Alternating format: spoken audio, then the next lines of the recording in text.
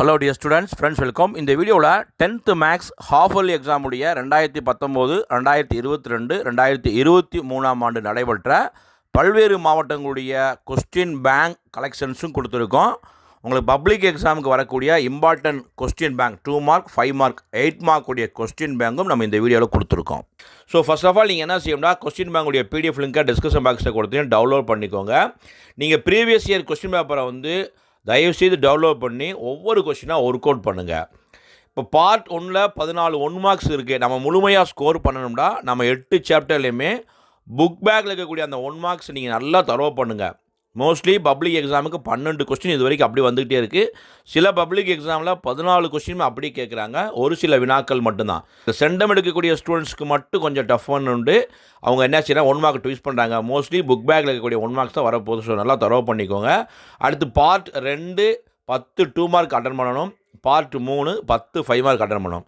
இந்த கம்பல்சரி வரக்கூடிய ஒரு கொஸ்டின் பார்த்தீங்கன்னா எனி சாப்டர்லையும் கேட்கலாம். இப்போ 2 மார்க் 5 மார்க்ஸை பொறுத்தவரைக்கும் சில சமயம் ஃபஸ்ட்டு சாப்டர்லையும் கேட்டிருக்காங்க. ஒவ்வொரு 8 சாப்டர்லையுமே கம்பல்சரி கொஸ்டின் கேட்டிருக்காங்க. நீங்கள் எல்லா பப்ளிக் எக்ஸாம் செக் பண்ணும்போது தெரியும். ஸோ நம்ம சாப்டர் 1 ரொம்ப எளிமையாக இருக்கும். ரிலேஷன் ஃபங்க்ஷன் ரொம்ப எளிமையாக இருக்கும்.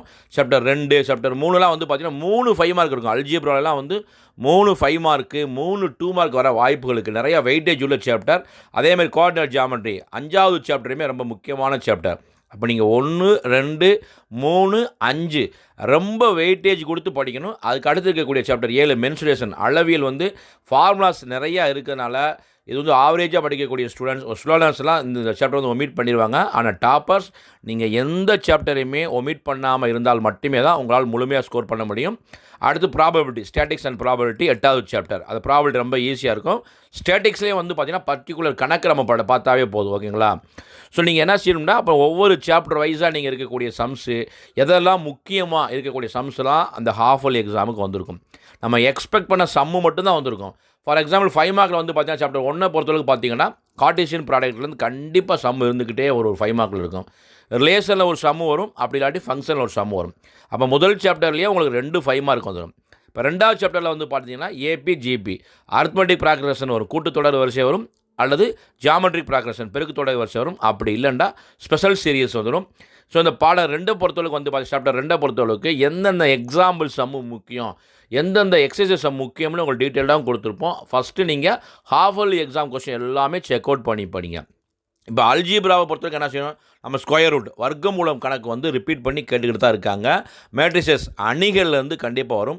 லீனியர் ஈக்குவேஷன், ஸோ இந்த மாதிரி கணக்கெலாம் நீங்கள் ரிப்பீட் பண்ணி ஒர்க் அவுட் பண்ணிக்கிட்டே இருக்கணும். அதேமாதிரி பார்த்தீங்கன்னா ஒவ்வொரு சாப்டர்லையுமே எதை படிக்கணும், எக்ஸ்பெக்ட் பண்ண சம்மு மட்டும்தான் வந்திருக்கும். ஸோ ஃபர்ஸ்ட் ஆஃப் ஆல் நீங்கள் ஒவ்வொரு கொஸ்டின் பேப்பராக டெவலப் பண்ணி மேக்ஸில் நம்ம மேக்ஸிமம் ஸ்கோர் பண்ணணும்டா ஒர்க் அவுட் பண்ணணும், ப்ராக்டிஸ் பண்ணுங்கள். சாப்டர் வைஸாக எடுத்து எக்ஸாம்பிள் சம்மையும் ப்ராக்டிஸ் பண்ணுங்கள், எக்ஸசைஸ் சம்மையும் ப்ராக்டிஸ் பண்ணுங்கள்.